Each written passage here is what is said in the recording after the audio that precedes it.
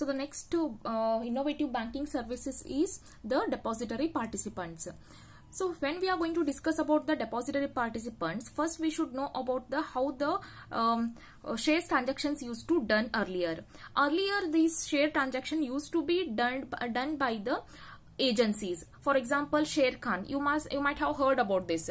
This is the agency which is going to deal with the share transaction, which means buying and selling of shares through that agency. But nowadays the banking started giving that services to its customers along with the bank account numbers and all. So that is called as the depository participants. Here the definition also says the same, which is the depository participants are the banks and deposit and financial institutions that act as agent of customers as well as the depositories of the depository system. So here the banks also have been authorized to deal with the share market and all, and for that the bank has to get connected with the SEBI.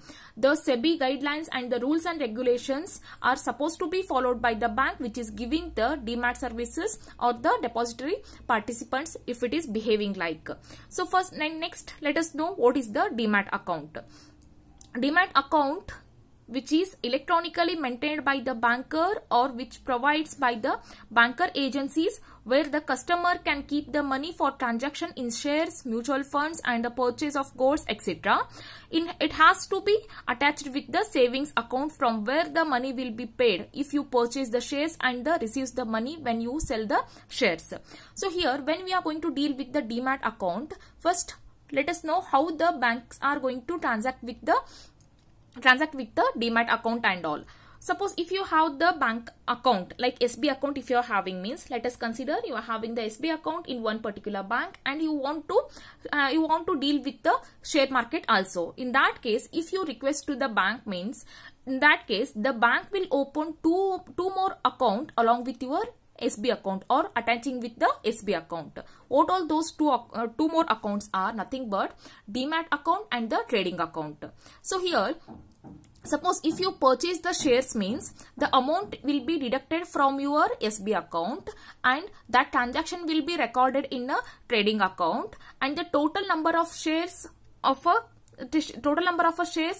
well as of which company shares you have been purchased, all these details will be recorded in a demat account. So this transaction, this system can be called as what? The 3-in-1 account. So this system is basically used for the transacting with the shares and all.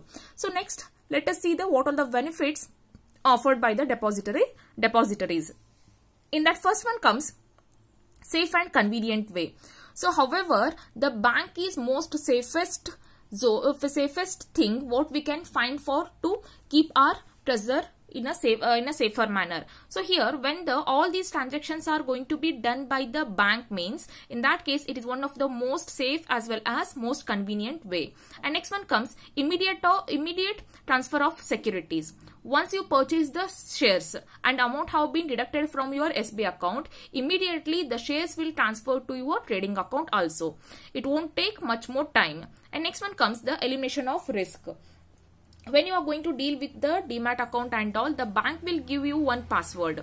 So the person who know about that password and all, only that person can deal with that. So there will be no risk in a transaction. And next one comes nomination facilities. Suppose if you have purchased the shares and you want to have the nominee for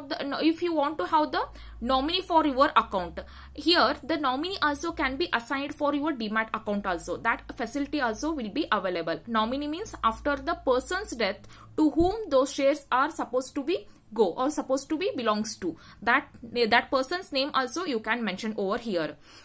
And next one comes reduction in paperwork work for the transaction. However, these transactions are going to be done through the online. There will be less paperwork and the less transaction will be there will be less paperwork transaction will be there. And next one comes reduction of a transaction cost.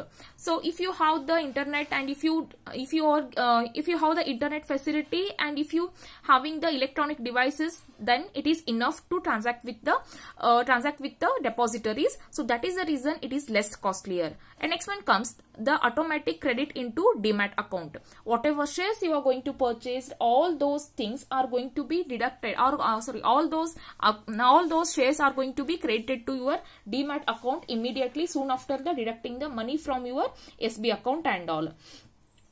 And if you got the any of the bonus or the merger, means all those things also can be recorded into the Demat account itself. So the next one comes the MICR, which is the magnetic ink character recognition. So what is the magnetic ink character recognition means? In the first class itself, I have shown you the check leaf. In that check leaf below, some numbers will be there. That is nothing but in between 9-digit number will be there. That number itself can be called as what? The IMCR number. In that number, it is going to include, like, what all the things it is going to include means the from which bank that check have been framed, and who is the customer of that particular check, whether and also it is going to be indicate the bank's details. All these details will be maintained into the MICR. So this is helpful for the banking in the clearance of checks and other documents also. So let us see the MISC technology, what all the things it is going to involve. In that first one comes, there is a standardization of quality, size and printing of checks and the draft. However, the checks are going to be scanned through the machine. In that case, for that purpose, the checks are supposed to be framed in a proper quality as well as size, and the printing as well as it has to be maintained all those details in a systematic manner. So that can be done through the MICR. And next one comes encoding in a magnetic ink of details is on the checks is to facilitate machinized sorting. So here, once you give the check for the scanning, means by the MICR code, the banks will get to know, like the paying banker will get to know from which bank from which bank that check have been issued, whose check it is. All these things they can get to know very easily. And next one comes, there will be section and the acquisition of necessary equipments required installed in the bank of a bank for the MICR technology, which means in that MICR code, it is going to involve like a IFSC code, which bank it is, which type of account it is, and which type of check they have been given. All these details will be involved in the MICR checks. And next one comes, there is certain conditions are to be satisfied. What all the conditions means? When you are going to draft MICR checks, it should not be folded. Suppose even though if you are sending it through the post, and if you want to staple any of the if you want to staple or if you want to make a pin and all these things should be done at the left side top of the check only compulsorily. And the signature of a drawer and the rubber stamp are supposed to be done above the code lines. And then next one comes, there should not be anything written on the MICR code compulsorily. And next one comes, MICR check should not contain any of the counter files, or it should not be attached with the any of the acknowledgement and all. So these are the conditions are supposed to be satisfied when you are dealing with the MICR. And next one comes the advantages of a MICR. So here, first advantage is chances of errors are very less, because it is one of the machine transaction. The errors and the mistakes will be very less. And next one comes, transaction of funds between two banks are easy and quick. So that with the MICR code, the paying banker will get to know to which bank the amount supposed to be sent. So that is the reason when all these details are going to be known by the lending banker, known by the paying banker immediately, so that quick transaction can be takes place. And next one comes, the work of clearing checks becomes more easy. When the checks are going to be cleared with the manually, in that case many of the mistake used to be takes place and much more time it was required. But nowadays it is not necessary to wait for the longer time to clear the check because of the MICR codes and all. Frauds can be avoided. So however, there will be MICR code, it will be there. So such kind of a checks cannot be prepared by any of the other person, or the fraud checks cannot be prepared by the third party. That is the reason the frauds can be avoided. And next one comes, it is costly. Because why it is costly means, at the initial stage the bank has to take the certain steps to involve the for the purpose of acquisition and the equipments. The bank is supposed to send the lot of money. That is the reason at the initial stage it is quite expensive. And next one comes, the great care should be taken in handling the MICR checks and the draft, because as I already said, MICR check should be passed with the certain rules and regulation, which are nothing should be written on the MICR code, and the staple should be done only on the left top side of the check, and it is not supposed to be folded, and all these details are supposed to be checked by the banker compulsorily with the due care. So these are the certain disadvantages of a MICR. And next one comes debit and credit card. So we all know what is the debit card and what is the credit card. So let us know the meaning of the debit card.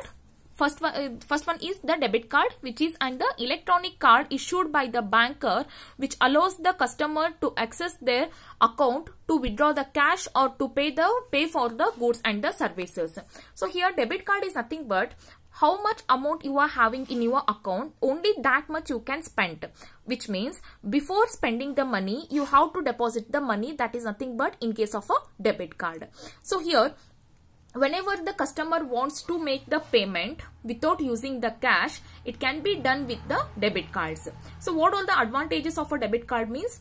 It is 24/7 access of a cash. Whenever you want to cash, you need not to carry the cash. If you have just debit card, it is more than enough to transact with any of the transaction which is related to the cash. And next one comes, its uses are less complicated. So using debit card is more simplest way to make the payment of the cash. And next one comes view account balance and mini statements. If you take your debit card and gone to the ATM means, you will get to know what is your balance, and what is the mini statements means recently what all the transaction you have been done in the account. All those details you can get to know just by inserting the debit card into the ATM machine. And next one comes transfer of funds between the two accounts. Suppose if you want to make the online payments and all, that can be done immediately, and that can be done immediately and very easily, because the transfer of funds between the because just you enter only the ATM card number, the amount will be transferred from one person to another person when you are going to make the online transaction and all. And next one comes, merchant establishment gets payment before providing the goods and the services. Once you give the card and once you swipe the card means before you get your goods and services, the amount will be credited. So it is very helpful for the shopkeepers and all. So here, next one comes the credit card.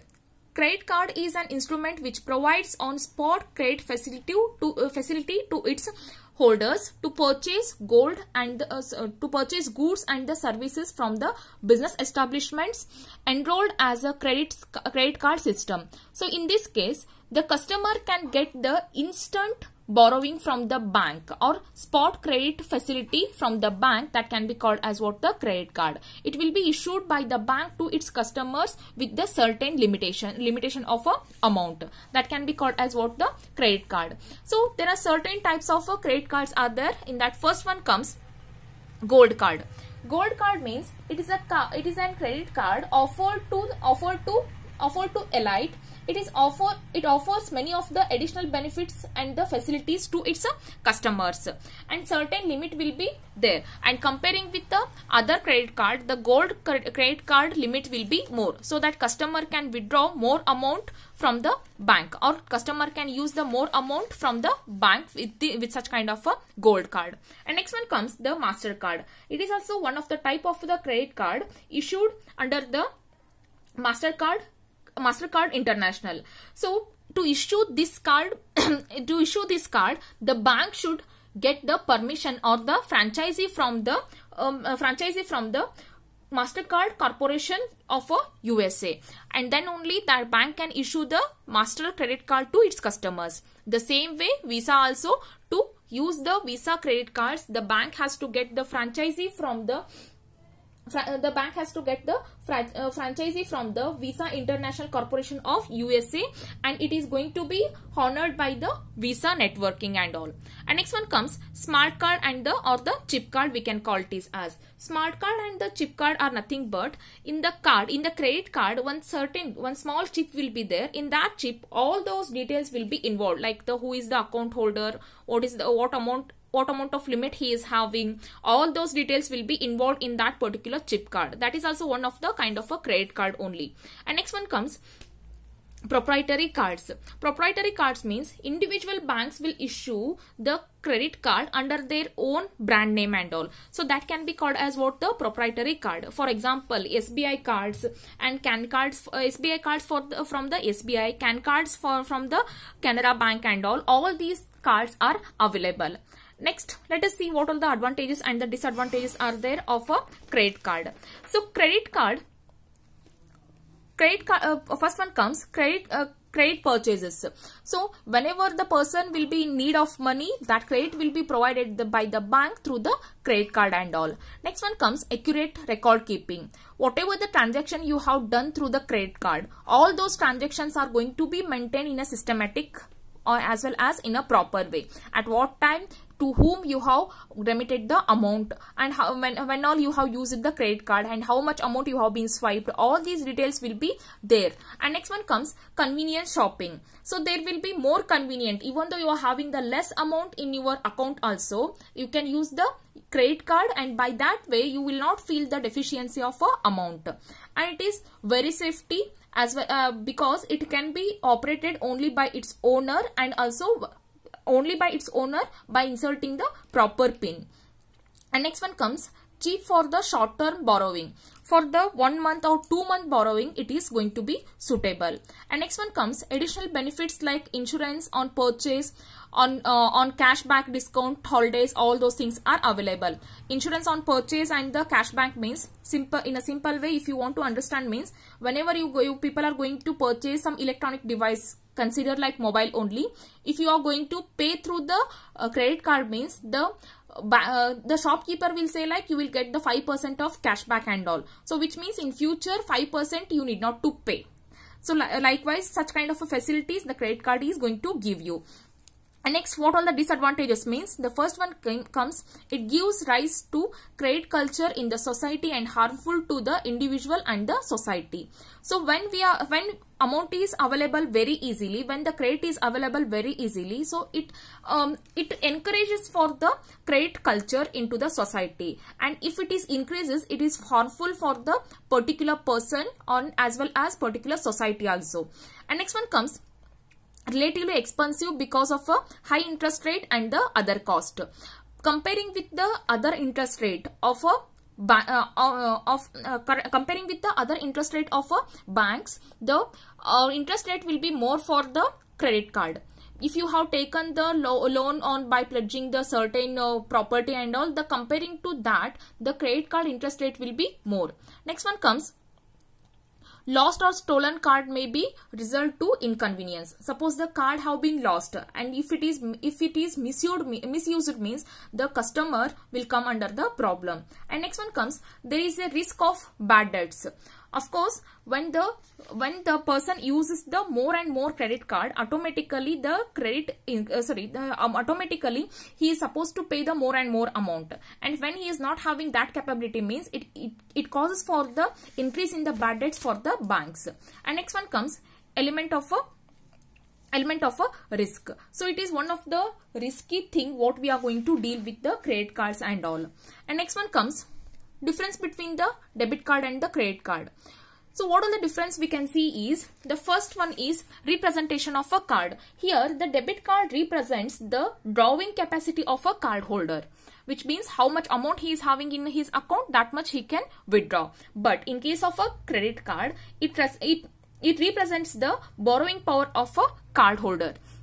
So how much borrowing capacity he is having, which is nothing but the limit of withdrawal that can be considered. And next one comes the basis of a amount of withdrawal. So here amount withdrawal able is based on the credit balance is available in the bank account of the particular holder. How much amount he is having in his bank account, only that much he can withdraw in case of a debit card. But here in case of a credit card, amount withdrawable is based on the sanctioned limit by the bank to its card holders.